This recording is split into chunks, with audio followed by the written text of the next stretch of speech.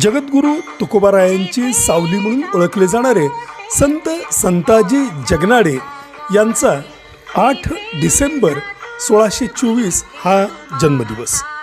पुणे जिल्ह्यातल्या मावळ तालुक्यातल्या सुदुंबे या गावी संताजींचा जन्म झाला.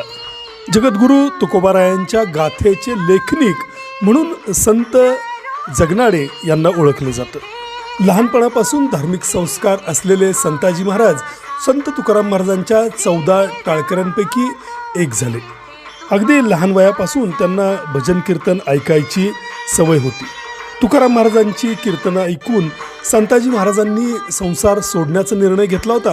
मात्र तुकाराम महाराजांनी त्यांना त्यापासून परावृत्त केलं आणि संसारात राहूनही देवसेवा संतसेवा करता येते हे ठासून सांगितलं. तुकोबांचे अभंग संताजींना मुखोद्गत होते.